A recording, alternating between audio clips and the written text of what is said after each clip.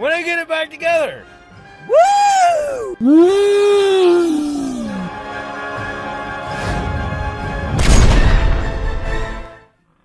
It's almost 1 o'clock.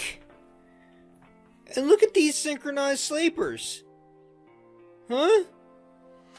What do you... Hey. Hey.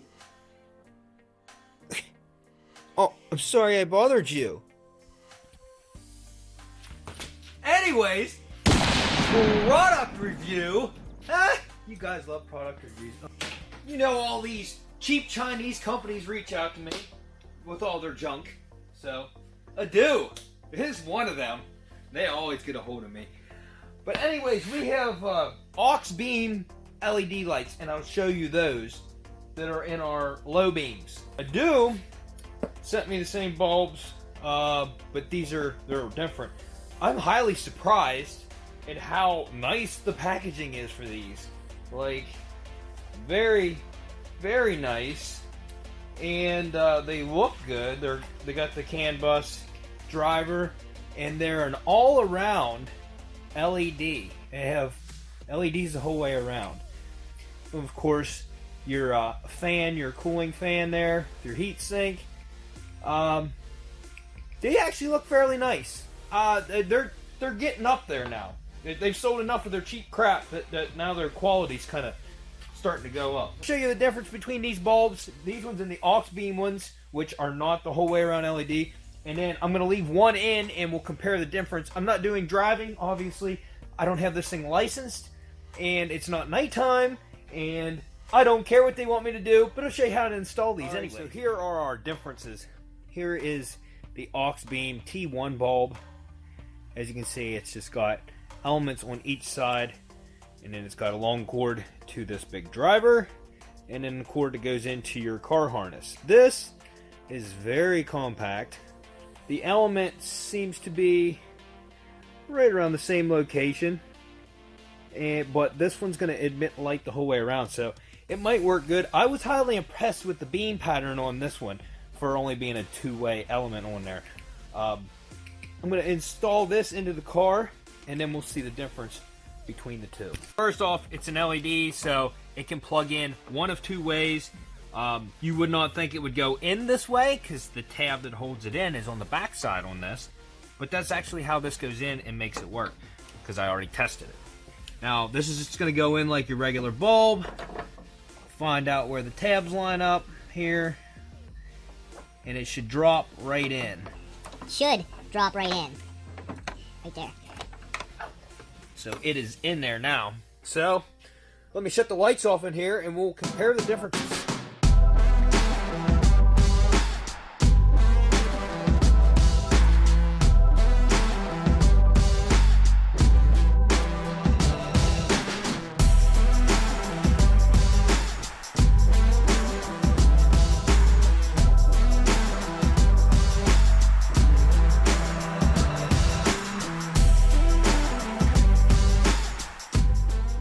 Now I'm going to be honest with you, it looks like it has a very good crisp beam pattern, just like this one. This is the aux beam one on the passenger side, and this is the Ado on the driver's side. Both have a pretty crisp line. The only difference I see that I don't like is the Ado light has, see on the wall over there, there's like an extra beam. Now I shut the hood on that because it was like, I didn't know if it was reflecting off of something. But there's like an extra beam line, and it's up high where it's going to blind drivers. So if I come over here where it's at, you can see this beam line here. So if I come down to right about there, it's right there. You see how much brighter that looks to a passenger? Let me see. Okay, it'd be right about here. So maybe that is reflecting off the hood. Let me check this again. No, it's still projecting. At one point, you can see it's brighter than the aux beam above where the crisp beam is supposed to be, and it's just not. It's not. You see what I mean? It's not kosher. You're going to be blinding people. They're going to be high beaming you. That's not good. So the aux beam to me, actually wins this one. But if for some reason you still want to buy these, I'm going to have a link in the description for these, because that's part of the product review. So if you want to get yourself a set of all-around LED bulbs and you want to have people high beaming you all the time and getting pulled over and stuff, so go ahead and do that. So anyways, I'm going to start this episode off. First, I'm going to Harbor Freight. I want to get some good Torx bit sockets, since this is mostly Torx bit. We're going to take the radiator, the condenser, and I'm going to try to get the condenser and the oil cooler off to the side without unplugging them. Honestly, I probably should just take the oil cooler off. It's really no big deal. And set it off to the side. Then the condenser, I just want to try to move it. I don't want to break the seal on it. So we'll see what happens there. If I have to take it off, I'll have to take it off. We're also going to remove that fender, and we're going to take the tires off, the inner fenders off, so we have a better shot at everything. I can look in at the axles and see if those seals are leaking. I can clean it better. It's going to be all around better idea if I take all that off. The air box is going to come off. But yeah, we're going to just continue disassembling this so we can get a better outlook at what all we're going to be purchasing. Also in the trunk of this thing was a used slave cylinder for this thing. So I'm pretty sure that this is one that they took off and put a new one on. And I said it looked like it was leaking. They might not have put a new O-ring on the end of this hose where the line goes in. So I might have to see about putting a new O-ring on that. That's no big deal. I have a bleeder that I can, do it myself here. So, but yeah, this was in the trunk, so that kind of gives me an outlook on some things that were replaced. So I was taking the air box off, and I took the hoses off of the secondary air pump, and water came out of them. Yeah. So water came out of them. So the secondary air pump is just filled with water. So I told you there was codes for this. There may still be codes. I'm going to leave this thing off for a while and let it dry out, but I think the motor would already be damaged at this point if it's filled with water. I can shake it around. It still sounds like water. I rigged my hose up. I was trying to blow it all out. I'm getting nothing now, but I can still hear slosh inside of here. So it's like inside the motor housing. So it's yeah, and there's no way to take this apart. This is all one unit. So this may be something we're gonna have to drop some money on. Yay! Oh yeah, and yeah, this is definitely one of the major oil leaks, that valve cover. So yeah, we're definitely gonna get that cleaned out and we're gonna do both sides. On my way to Harbor Freight, I just looked up that secondary air pump, that smog pump for that thing. I was expecting it to be like $250, $300. I can get it on Rock Auto. It's $48, and shipping and stuff is probably like $55, $56 or something like that. I have a bunch of stuff in my cart with Rock Auto, radiator, valve cover gaskets, crank seal, all that stuff, and I'm gonna wait to order that until I know exactly what all I need. But yeah, I was highly surprised. Everything is reasonably priced. At least on Rock Auto it is anyways. First off, only the good stuff. I got this little driver ratchet thing too. That's pretty nifty. But I didn't go in here yet. So I got all kinds of goodies in there for 26 bucks. I had a coupon for yeah, thank you.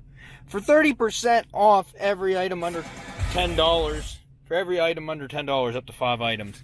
So I got 2 things of shop towels. I got a little mini ratchet because I don't have one like this. And then 2 things of torque bits, and I got the moving blanket for free. Which my thought on the moving blanket was, I thought, when I was working on his headlights on my metal bench, it'd have been nice if I had something like that I could have laid down on the bench and worked on top of, so I don't hurt anything. So that's why I was like, oh, free. You can't get any better than that.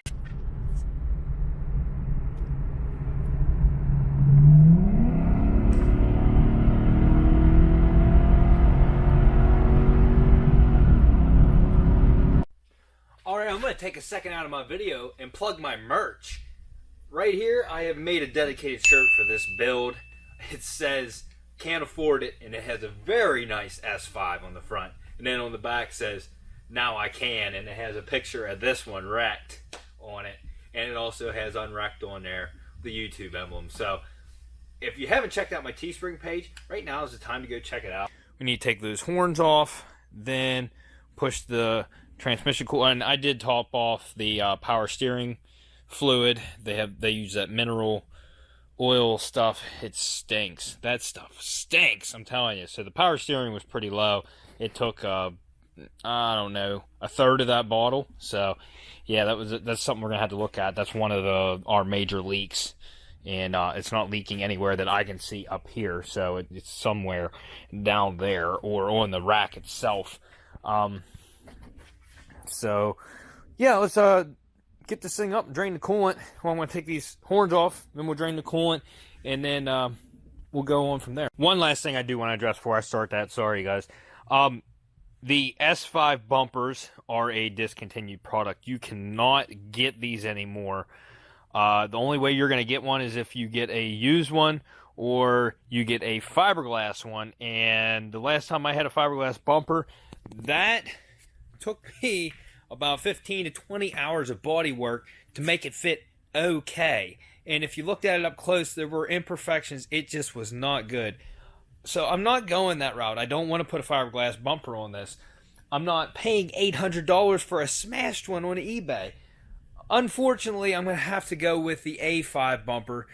It's readily available. It'll be brand new, and it's going to be polymer plastic. It's not going to be fiberglass. But the price difference, though, I was figuring I was going to get the fiberglass one. I was like, you know what? No, I can't do that. So I'm getting that one, and I'm going to get a front lip to go on it to help with the sportiness, make it look a little bit better.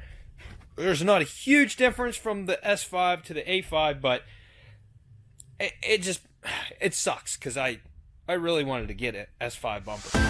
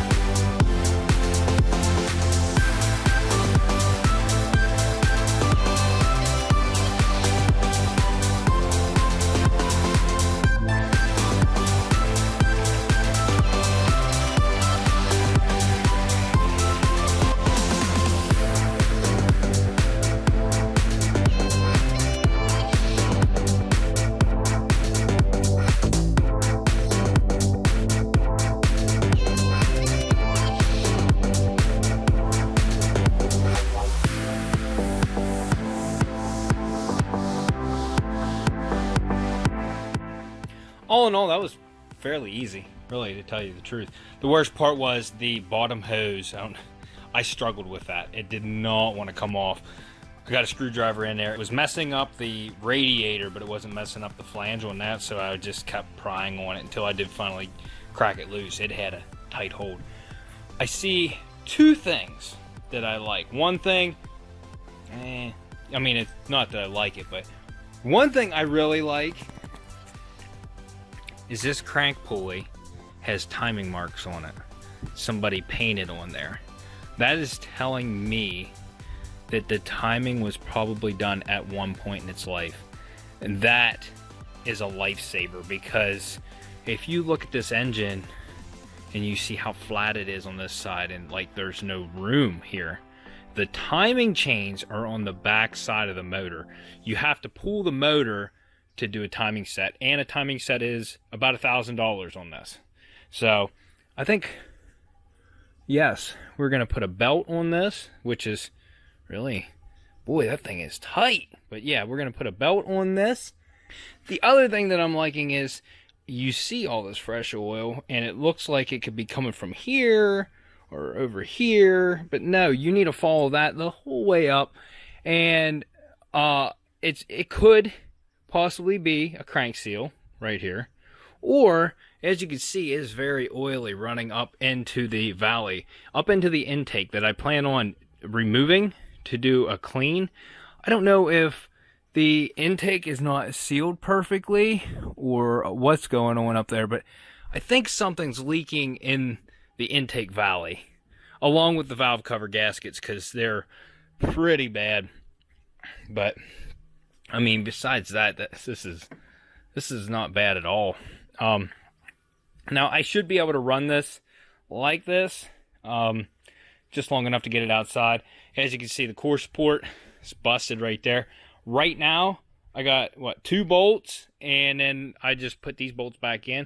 I ought to be able to remove all this, the hood latch and all that stuff. I need to take all the bolts and hardware off of this.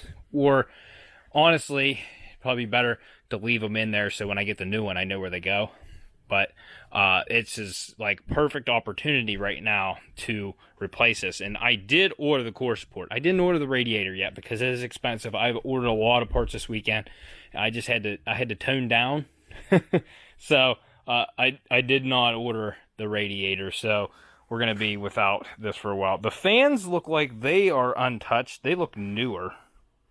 They're Bosch. We need to get this completely cleaned on the front, so then you can definitely see where the oil is running from. I ought to be able to spray up in here and get that valve cover really good, and also the same with, well, now I need to remove that coolant bottle.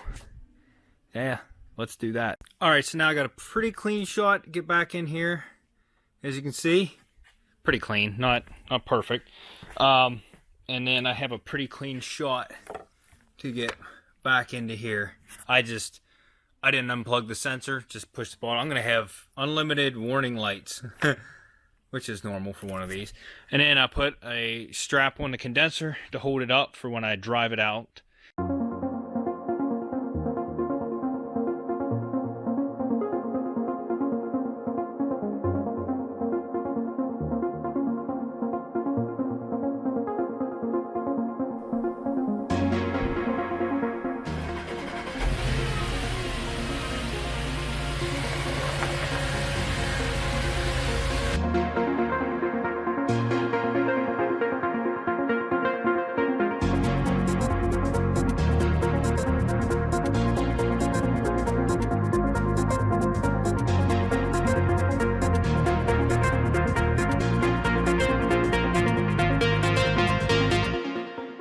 While not perfectly clean, that looks a heck of a lot better, and wherever the oil leaks are going to be very apparent now, and it's not going to be a guessing game. So yeah, I see some areas that I kind of missed, but for the most part, that's looking pretty dang good. But anyways, I'd like to take this pulley off because then I can see the seal back there, and I definitely can see if it's leaking or whatever, and it's not going to hurt that the alternator's not running while it's, you know, just to pull it outside and pull it back in. It's not going to hurt anything. The only place once I pulled it back in that looked like it has fresh oil, and I wiped it off and I don't see anything now, is I think this is an oil cooler right here. This is a coolant line that runs into it. This is a coolant line, but I believe this is an oil cooler on the side of the block, and it looked like it had a little bit of fresh oil right here. But like I said, this valve cover, I can already see that it's leaking, so it's definitely, that's really bad, which could have in turn just been up in the crevices and stuff in here and just kind of ran out after I cleaned it. So I'll see you guys later on this week. Okay, I lied and said I was done, and I just took the fender off. Tell you what, I didn't even take the fender liner out, which I will to put it back on. But yeah, because of the not having to save it, I just kind of like peeled it out.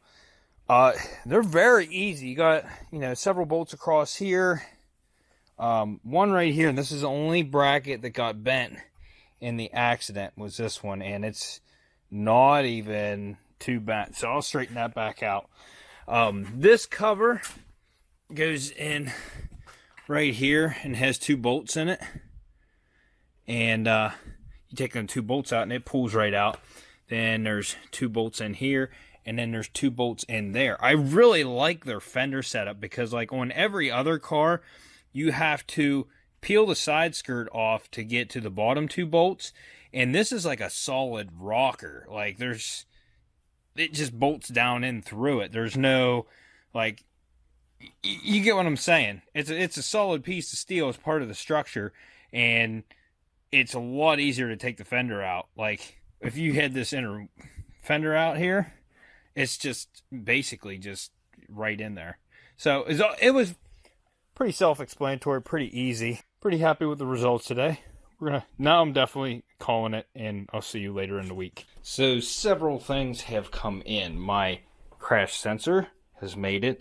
Unfortunately, these are different colored wires, so I need to figure out the schematics for that. But yeah, the plug and wires are there. Sockets, triple squares, so I can take the crank pulley off the front and see if that seals okay while I'm in there, because that's a pain if you have to get in there later to do it. Radiator support, the lower one. Tire pressure monitor for inside the infinity wheel. I'm going to do that sometime. I was a bunch of misfortunes going on right now. Hold on a second. So Ashley hit a rock, and that's her underneath that package is her wheel with a flat tire. That's a brand new tire I put on not that long ago. She blew the sidewall out. Look at the size of these meats. This is what goes on this car. 255 35 19s. They're meats. That's one. When I went to order her tire, the only way to get 10% off was to spend a little bit more money, so I ordered a second tire. So I'll have two newer ones on the back. I need to figure out this crash sensor here and get it wired in and see if this takes care of our problem. This is, let me show you here. Let me turn on some lights in this place. Okay, so that brace right here is pretty much shot. So this goes in like this, and that's the lower radiator support on this side. This one's actually in good shape over here. Yep, but same angle on it. So put that over there. The sockets, so I can take this off, we can check that. If you notice here, look at all of this fresh oil, and it comes from the valley in here. I found there's a very common issue with these. Being with the mileage that it has on it, it's very sensible that the culprit is the oil filter housing. Right here is your oil filter. I'm taking this off anyways. There are two gaskets, but there's like 3 ports. There's 2 that go back in under here and 1 here, and they all start to leak at the same time. So oil runs back the backside of your motor, which would get everything back there oily. And then it makes sense how whenever I run it, it takes about a good 8 to 10 minutes before it would start dripping pretty good, because the oil is leaking right here and filling up the valley underneath the intake, and then finally running out the front, as you can see, running across here down the front of the motor, and you could just see where all this fresh oil ran out of the motor. So it makes sense. So I did order from ECS Tuning those gaskets and intake gaskets, so we can do that. To make that even easier, we want to do valve cover gaskets. So we are going to take the valve covers off at the same time with the intake, so I can see whether the intake valves are open or not. So when they're closed, I can clean all the carbon out that I want to clean out of the intake tracks, and it's just going to make this whole job one big good thing for this car. New belt coming. But anyways, let me get this big package out of here. This is a used part, and it's supposed to be in very good condition. So let me get this out.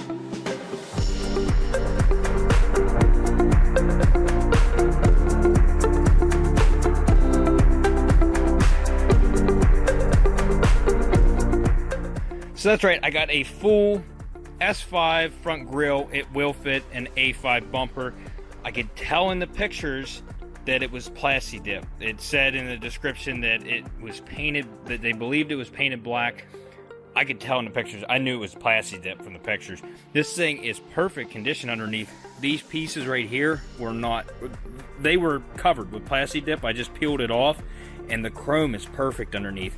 But to be honest with you, I like the Plasti Dip look, so I may recoat this. I'll take the emblems out and recoat it, but I got this full grill assembly for $175. It was listed for $200 on eBay. I put in an offer $175 and they accepted it. And I went with it because it is an original S5 grill. Has all the emblems in it, which are normally separate that you have to buy. It has the bumper pad in it, which is $90. And it has the mounts on the back, which are sometimes separate. That's what attaches the bumper to the car. When you push it in, they go in and clip into place when this is attached to the bumper. So I got all of this. With shipping and everything, was like about $200 after that. Plus I also got the black, that's the license plate holder that you would bolt in place. But you know, it's still gonna semi look like an S5. I have some ideas what I'm gonna do, but I'm just glad that I got an original grill. And another thing I got on order is there's only 2 of the wheel caps with the car. I got 4 more of them. They were used ones for $25. So I'm gonna have a couple extras, but I got the center caps for those wheels.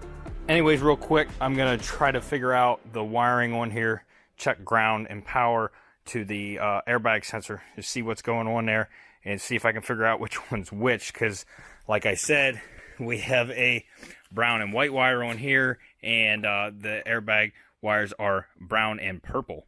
So let me figure this out, and I'll get back to you when I figure it out myself, and then we'll see if we can clear the codes.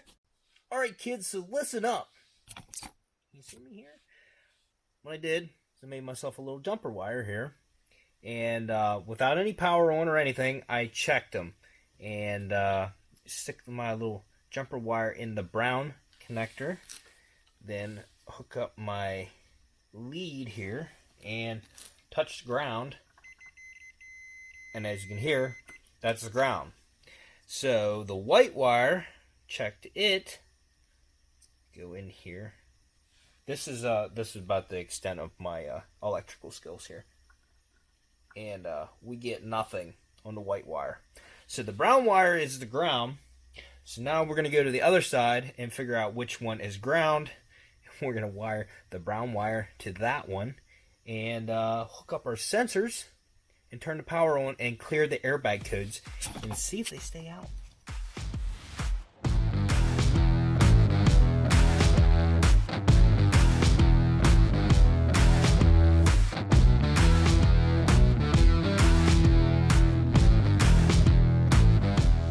Alright, so give me a minute. It may clear itself, it may not. That's why I got the code scanner. But we'll find out here in a minute. Hopefully our airbag light's out, and that's the only mechanical issue holding us up from an enhanced inspection.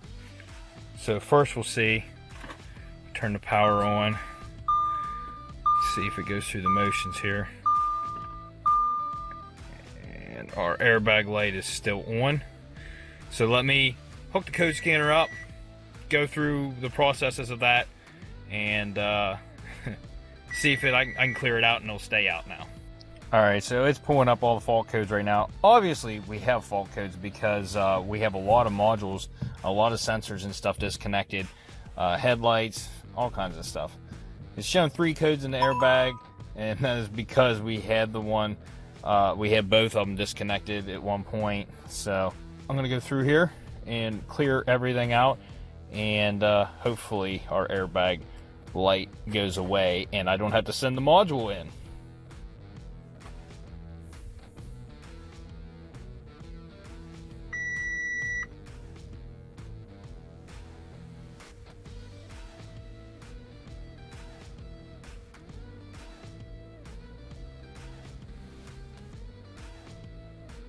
Yes! Yes, the airbag light's out! Yes! Awesome. So, yes! That's awesome.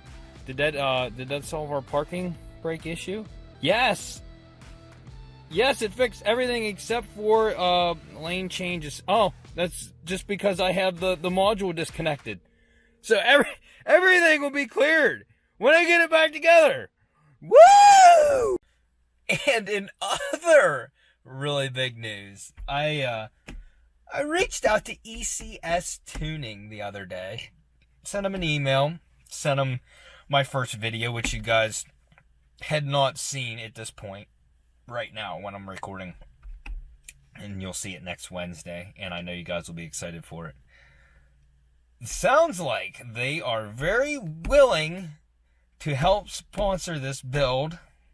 And I have a business phone call with them here sometime soon. We haven't set it up yet, but I emailed them back and said I was very interested. So we may get to do some upgrades.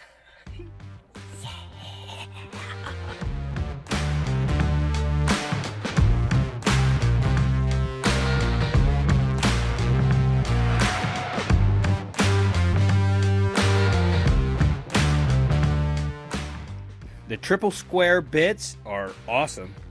The little 1/4-inch gun zips them right off. This belt is trash. I'm still on the fence. I don't know if this oil cooler is leaking or not. I still think the oil that was running down this valley, it was coming across here and then running down across here, because there was a good bit of oil right in this area. But it could also be that oil cooler. So, I don't know. This obviously didn't look like this. When I pulled this pulley off, the whole back of this was gunked up. And that was all gunked up.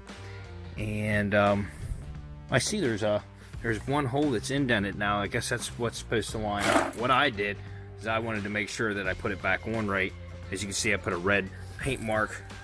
And there's a red paint mark on that. Just so I know for sure. Let me see if that's how that lines up. Yeah, that bigger hole one lines up then with with the bottom one there. So, because you don't want to have this wrong. This is a harmonic balancer. It's weighted. Yeah, that'll give you some good vibrations if you put that on wrong. Oh, behave. So on that note, I'm going to stop here for the day. Like I said, I have a second tire coming for this. I have a tire coming for this rim. And then I have 4 tires for the Kia to put on. And I got a tire pressure sensor to put in the Infinity, and the back one didn't seal because of all the powder, obviously. So I gotta take 1, 2, 3, 4, 5, 9 wheels. I had to take 9 wheels out to my buddy's place to put tires on. 2 of them just to, tire pressure sensor and reseal. But that is, it sucks. So I'm probably going to do that off video. We'll get all that done. That's going to take me a while this weekend. But on that note, we're going to stop here for the day. I got some really good progress going. Lots of parts on the way. Unfortunately, I ordered a bunch before I heard back from ECS. And I ordered parts from them too. So we'll see what's in store for that later. I'm excited. I hope you guys are too. But there's a lot more of this to come. So, if you guys are excited for this build, stay tuned because there's more coming. If you liked the video, give it a thumbs up. If you disliked it, give it a thumbs down. And go kick yourself and go check out my Teespring page. New shirts for this build. I'm excited about those. I hope you guys like them. And we'll see you on the next episode of Unwrapped.